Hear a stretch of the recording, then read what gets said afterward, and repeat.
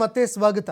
ಹುಬ್ಬಳ್ಳಿ ಉಪ ಕಾರಾಗೃಹದಲ್ಲಿ ರಾಜಾತಿಥ್ಯ ಪ್ರಕರಣಕ್ಕೆ ಸಂಬಂಧಪಟ್ಟಂತೆ ವಿಚಾರಣಾಧೀನ ಕೈದಿಗಳಿಗೆ ರಾಜಾತಿಥ್ಯ ಯಾರು ಕೊಟ್ಟಿದ್ರು ಅವರ ತಲೆದಂಡ ಆಗತ್ತಾ ಅನ್ನೋ ಪ್ರಶ್ನೆ ಎದುರಾಗ್ತಾ ಇದೆ.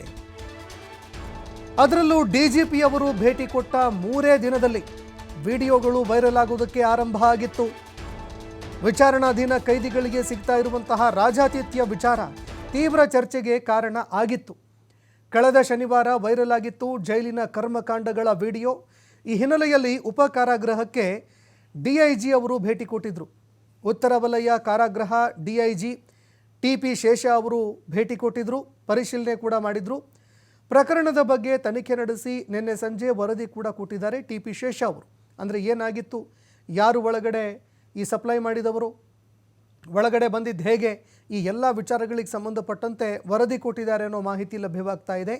ಕಾರಾಗೃಹ ಇಲಾಖೆ ಡಿಜಿಪಿ ಅಲೋಕ್ ಕುಮಾರ್ ಅವರಿಗೆ ವರದಿ ಸಲ್ಲಿಕೆ ಆಗಿದೆ. ಜೈಲಿನ ಅನೇಕ ಸಿಬ್ಬಂದಿಗಳು ಕರ್ತವ್ಯ ಲೋಪ ಎಸಗಿದ್ದಾರೆ ಅಂತ ವರದಿ ಸಲ್ಲಿಕೆ ಆಗಿದೆ. ಮೊಬೈಲು ಗಾಂಜಾ ಬಗ್ಗೆ ಗೊತ್ತಿದ್ರೂ ಕೂಡ ಅಧಿಕಾರಿಗಳು ನಿರ್ಲಕ್ಷ್ಯ ವಹಿಸಿದ್ದಾರೆ ಅಂತ ವರದಿ ಡಿಜಿಪಿ ಅವರ ಕೈಗೆ ಸೇರಿದೆ. ಕ್ರಮ ಕೈಗೊಳ್ಳದೆ ನಿರ್ಲಕ್ಷ್ಯ ವಹಿಸಿದ್ದಾರೆ ಅಂತ ವರದಿ ಸಲ್ಲಿಕೆ ಆಗಿದೆ. ಈ ವರದಿ ಆಧಾರದ ಮೇಲೆ ಇವತ್ತು ಕೆಲವರ ತಲೆದಂಡ ಆಗುವ ಸಾಧ್ಯತೆ ಇದೆ ಅನ್ನೋ ಮಾತುಗಳು ಕೇಳಿಬರ್ತಾ ಇದೆ. ಇಡೀ ರಾಜ್ಯಾದ್ಯಂತ ಈ ವಿಚಾರ ತೀವ್ರ ಚರ್ಚೆಗೆ ಕಾರಣ ಆಗಿತ್ತು. ಕಾರಾಗೃಹದ ಡಿಜಿಪಿ ಆಗಿರುವಂತಹ ಅಲೋಕ್ ಕುಮಾರ್ ಅವರು ಅಧಿಕಾರ ವಹಿಸಿಕೊಂಡ ನಂತರ ಸಾಕಷ್ಟು ರೀತಿ ಬಿಗಿ ಭದ್ರತೆ ಕೈಗೊಳ್ಳಲಾಗಿದೆ. ಜೈಲುಗಳಲ್ಲಿ ಸಿಗ್ತಾ ಇರುವಂತಹ ರಾಜಾತಿಥ್ಯ ಏನಿದೆ ಎಲ್ಲದಕ್ಕೂ ಬ್ರೇಕ್ ಬೀಳುತ್ತೆ ಅನ್ನೋ ಮಾತುಗಳು ಕೇಳಿಬರ್ತಾ ಇತ್ತು.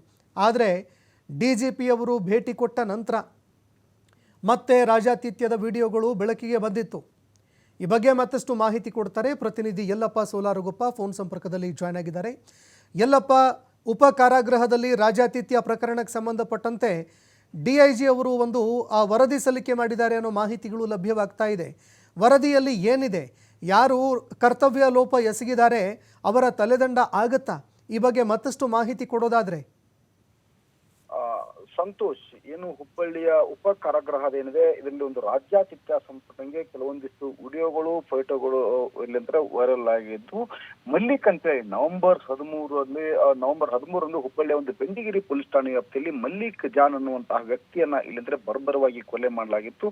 ಕೊಲೆ ಪ್ರಕರಣ ಸಂಪರ್ಕಂಗೆ 17 ಜನ ಆರೋಪಿಗಳನ್ನ ಬೆಂಡಿಗಿರಿ ಪೊಲೀಸರು ಎಡೆಮೂರಿ ಕಟ್ಟಿದ್ರು. ಇದೇ ಆರೋಪಿಗಳು ಇಲ್ಲಿ ಒಳಗಡೆ ಹೋಗಿ ಇಲ್ಲಿ ಗಾಂಜಾ ಸೇವನೆ ಮಾಡಿರೋದು ಮತ್ತು ಮೊಬೈಲ್ ಅನ್ನ ಬಳಕೆ ಮಾಡಿರೋದು, ಅದರ ಜೊತೆಗೆ ಇಲ್ಲಿ ಅಂದ್ರೆ ತಮ್ಗೆ ಯಾವ ಆಹಾರವನ್ನ ಬೇಕು ಇಲ್ಲಿಂದ್ರೆ ಆಹಾರವನ್ನ ಇಲ್ಲಿಂದ್ರೆ ತಾವೇ ತಯಾರಿಸಿ ಊಟ ಮಾಡುವಂತಹ ಕೆಲವೊಂದಿಷ್ಟು ವಿಡಿಯೋಗಳು ಫೋಟೋಗಳು ಇಲ್ಲಿಂದ್ರೆ ವೈರಲ್ ಆಗಿದ್ದು. ಅದ್ರ ಜೊತೆಗೆ ಬಿರಿಯಾನಿ ಸಹಿತ ಹೊರಗಡೆಯಿಂದ ಸಪ್ಲೈ ಆಗಿರೋದು. ಇದ್ರ ನಡುವೆ ಇಲ್ಲಿ ಅಂತಾರೆ ಯಾವಾಗ ಈ ವಿಡಿಯೋಗಳು ವೈರಲ್ ಆದ ನಂತರ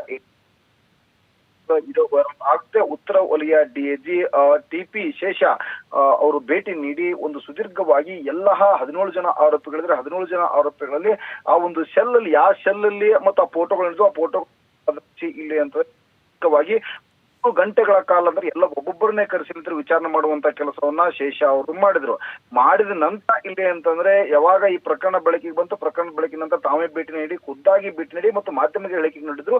ಇದರಲ್ಲಿ ನಮ್ಮ ಸಿಬ್ಬಂದಿಗಳು ಸಹ ಇಲ್ಲಿಂದ ಲೋಪ ಮಾಡಿದ್ರೆ, ಯಾವ ಸಿಬ್ಬಂದಿಗಳ ಲೋಪ ಮಾಡಿದ್ರೆ ನಾವು ಮುಲಾಜಿಂದ ಅವ್ರ ಮೇಲೆ ಕ್ರಮ ತೆಗೆದುಕೊಳ್ತೇವೆ ಮತ್ತು ಈ ಸಂಬಂಧಪಟ್ಟಂಗೆ ನಾನು ಡಿಜಿಪಿ ಅಲೋಕ್ ಕುಮಾರ್ ಅವರಿಗೆ ನಾನು ಒಂದು ವರದಿಯನ್ನ ಸಲ್ಲಿಕೆ ಮಾಡ್ತೀನಿ ಅಂತೇಳಿ ಅವತ್ತೇ ಅವರು ಹೇಳಿದ್ರು. ಅವರು ಇಲ್ಲಿ ಅಂತಾರೆ ಇವತ್ತು ಬೆಳಿಗ್ಗೆ ಇಲ್ಲಿ ಅಂತಾರೆ ಒಂದು ವರದಿಯನ್ನ ಮತ್ತು ಇಲ್ಲಿ ಅಂತಾರೆ ಅವರಿಗೆ ಕೊಟ್ಟಿರೋದು.